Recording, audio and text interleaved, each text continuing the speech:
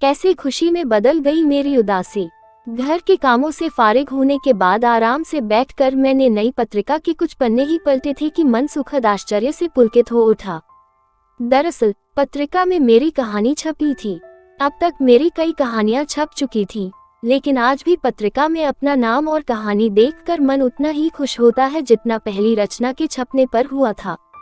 अपने हाथ से लिखी जानी पहचानी रचना को किसी पत्रिका में छपी हुई पढ़ने में क्या और कैसा अकथनीय सुख मिलता है, समझा नहीं पाऊंगी। हमेशा की तरह मेरा मन हुआ कि मेरे पति आलोक ऑफिस से आकर इसे पढ़ें और अपनी राय दें। घर से बाहर बहुत से लोग मेरी रचनाओं की तारीफ करते नहीं थकते, लेकिन मेरा मन और कान तो अपने जीवन के सबसे महत्वपूर्ण व्यक्ति और रिश्ते के मुंह से तारीफ सुनने के लिए तरसते हैं। पर आलोक को साहित्य में रुचि नहीं है।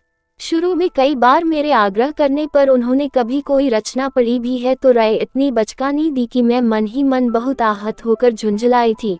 मन हुआ था कि उनके हाथ से रचना छीन लूं और कहूं, तुम रहने ही दो, साहित्य पढ़ना और समझना तुम्हारे वश के बाहर की बात है। ये जीवन की एक विडंबना ही तो है कि कभी भी जो बात अपने नहीं समझ पाते, पराये लोग उसी बात को कितनी आसानी से समझ लेते हैं। मेरा साहित्य प्रेमी मन आलोक की इस साहित्य की समझ पर जब तब आहत होता रहा है और अब मैं इस विषय पर उनसे कोई आशा नहीं रखती। कॉन्वेंट में पढ़े लिखे मेरे युवा बच्चे तनु और राहुल की भी सोच कुछ अलग ही है। पर हाँ, तनु ने हमेशा मेरे लेखन को प्रोत्साहित किया है। कई बार उसने कहानियां लिखने का आइडिया भी दिया है। शुरू में तनु मेरा लिखा पढ़ा करती थी पर अब व्यस्त है। राहुल का साफ साफ कहना है, मॉम आपकी हिंदी मुझे ज्यादा समझ नहीं आती, मुझे हिंदी पढ़ने में ज्यादा समय लगता है। मैं कहती हूँ ठीक है कोई बात नहीं, पर दिल में कुछ तो चुभता ही है ना। 10 साल हो गए हैं लिखते हुए। कुरियर से आई टेबल पर रखी हुई पत्रिका को देखकर ज्यादा से ज्यादा कभी कोई आते जाते नजर डालकर बस इतना ही पूछ लेता है, कुछ छपा है क्या। मैं सिर हिलाती हूँ। गुड कहकर बात वही खत्म हो जाती है। आलोक को रुचि नहीं है, बच्चों को हिंदी मुश्किल लगती है। मैं किस मन से वह पत्रिका अपने बुक शेल्फ में रखती हूँ, किसे बताऊं। हर बार सोचती हूँ उम्मीदें इंसान को दुखी ही तो करती है, लेकिन अपनों की प्रतिक्रिया पर उदास होने का सिलसिला जारी है। मैंने पत्रिका पढ़कर रखी ही थी कि याद आया, परसों मेरा जन्मदिन है। मैं हैरान हुई जब दिल में जरा भी उत्साह महसूस नहीं हुआ। ऐसा क्यों हुआ? मैं तो अपने जन्मदिन पर बच्चों की तरह खुश होती रहती हूँ। अपने विचारों में डूबती उतरती मैं फिर दैनिक कार्यों में व्यस्त हो गई। जन्मदिन भी आ गया और दिन इस बार रविवार ही था। सुबह तीनों ने मुझे बधाई दी, गिफ्ट्स दिए, फिर हम लंच करने बाहर गए।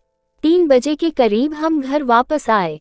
मैं जैसे ही कपड़े बदलने लगी, आलोक ने कहा, अच्छी लग रही हो, अभी चेंज मत करो, थोड़ा लेटने का मन है, शाम को फिर बदल लूंगी। नहीं मॉम, आज नो रास्ट। तनु और राहुल भी शुरू हो गए। मैंने कहा, अच्छा ठीक है, फिर कॉफी बना लेती हूँ। तनु ने फौरन कहा, अभी तो लंच किया है मॉम, थोड़ी देर बाद पीना। मैं हैरान हुई पर चुप रही। तनु और राहुल थोड़ा बिखरा हुआ घर ठीक करने लगे। मैं और हैरान हुई, पूछा क्या हुआ। कोई कुछ नहीं बोला। फिर दरवाजे की घंटी बजी तो राहुल ने कहा, मॉम हम देख लेंगे, आप बेडरूम में जाओ प्लीज। अब मैं सरप्राइज का कुछ अंदाजा लगाते हुए बेडरूम में चली गई।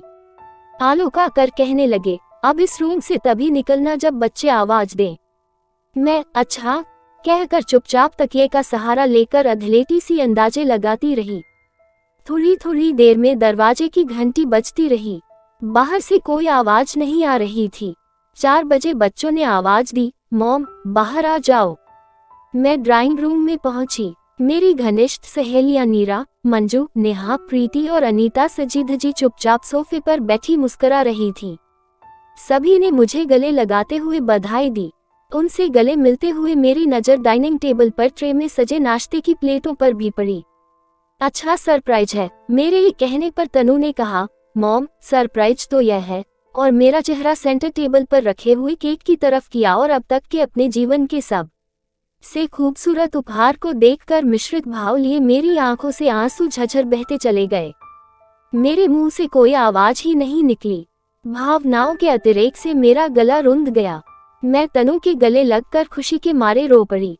केक पर एक तरफ 10 साल पहले छपी मेरी पहली कहानी और दूसरी तरफ लेटेस्ट कहानी का प्रिंट वाला फॉन्डेंट था। बीच में डायरी और पेन का फॉन्डेंट था।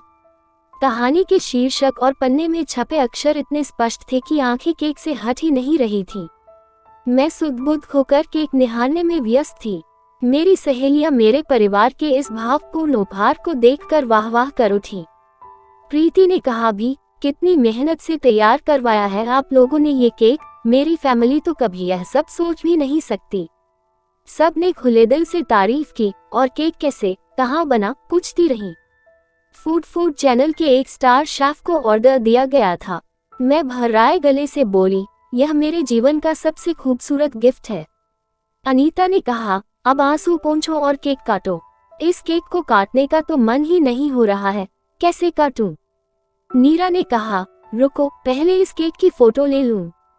घर में सबको दिखाना है, क्या पता मेरे बच्चे भी कुछ ऐसा आइडिया सोच लें। सब हंसने लगे। जितनी फोटो केक की खींची गई, उनसे आधी ही लोगों की नहीं खींची गई।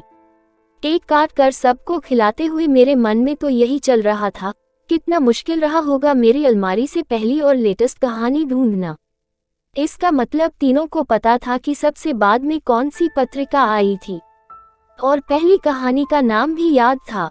मेरे लिए तो यही बहुत बड़ी बात थी। मैं क्यों कुछ दिनों से उलझी थी, अपराध बोध सा भर गया मेरे मन में। आज अपने पति और बच्चों का ये प्रयास मेरे दिल को छू गया था। क्या हुआ अगर घर में कोई मेरे शब्दों, कहानियों को नहीं समझ पाता, पर तीनों मुझे प्यार तो करते हैं ना। आज उनके इस उपहार की उष्मा ने मेरे मन में कई दिनों से छाई उदासी को दूर कर दिया था। तीनों मुझे समझते हैं, प्यार करते हैं, यही प्यार भरी सच्चाई है और मेरे लिए इतना बहुत है। तो दोस्तों, आपको ये कहानी कैसी लगी? उम्मीद है अच्छी लगी होगी। ऐसे ही और कहानी सुनने के लिए वीडियो को